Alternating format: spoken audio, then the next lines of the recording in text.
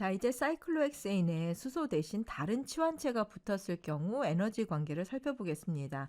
사이클로헥세인 같은 경우에는 실온에서 빠르게 형태 뒤집기가 가능하지만 치환체가 하나 붙어 있는 경우에는 동일한 안정성을 가지고 있지 않습니다. 예를 들어서 수소 대신에 사이클로헥세인에 메틸기로 하나 치환이 되어 있는 경우 축 방향으로 있을 때와 수평 방향으로 있었을 때 그때 에너지 차이가 한 7.5kJ에 해당되는 에너지 차이가 나요. 물론 수평 방향으로 있는 게 더 안정하겠죠. 그 이유는 수평 위치가 축 위치보다 자리 여유가 많기 때문에 이렇게 치환기가 덩치가 큰 경우에는 수평 위치에 있는 것이 더 안정합니다.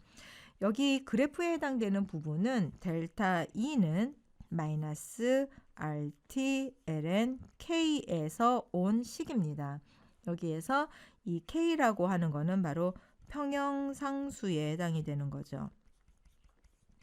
자, 이렇게 했을 때 델타 E, 즉 에너지의 차이가 한 10kJ 정도가 난다라고 하면 여기에서 덜 안정한 부분은 2% 정도, 더 안정한 부분은 한 98% 정도의 생성물을 각각 보인다라고 볼 수 있어요.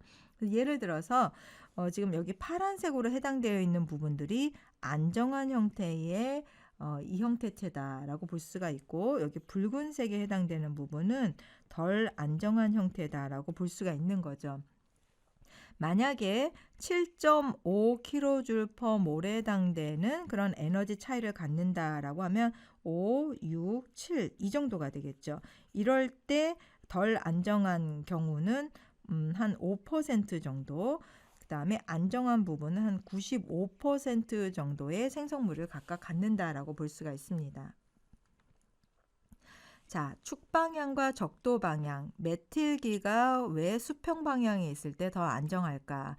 지금 같은 경우 이 메틸기가 수평 방향으로 있게 되면은 인접한 기들하고 입체 상호작용이 최소화되는 걸 볼 수 있어요.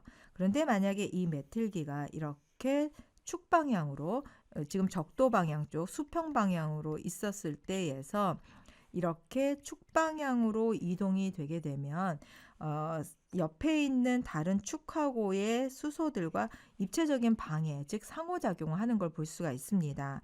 그런데 이러한 상호작용을 우리가 뭐라고 하냐면 132축이라고 얘기를 해요. 132축 방향 상호작용. 왜 132축 방향 상호작용이라고 이름을 붙였냐면, 여기 있는 탄소를 우리가 1번이라고 하면 여기 2번, 두 번째, 세 번째 탄소, 거꾸로 돌아가면 1번, 2번, 3번 각각 첫 번째 치환기가 있었던 자리에서 세 번째 위치에 있는 그 수소들과 이렇게 입체적인 작용을 하고 있다라고 해서 붙여진 이름입니다. 132축 작용. 자, 메틸기가 이렇게 축으로 있다. 그러면 여기에서부터 세 번째 떨어져 있는 자리에 붙어 있는 다른 축에 있는 이러한 수소와 이렇게 상호작용이 나타난다는 거죠.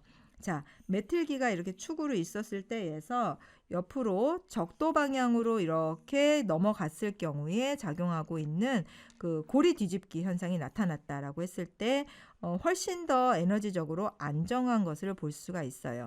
이렇게 에너지적으로 안정하면 다시 역으로 고리 뒤집기 현상이 적게 나오겠죠. 그래서 상대적으로 평형은 이렇게 메틸기가 수평 방향으로 있는 형태에서 평형이 이루어진다라고 보는 겁니다.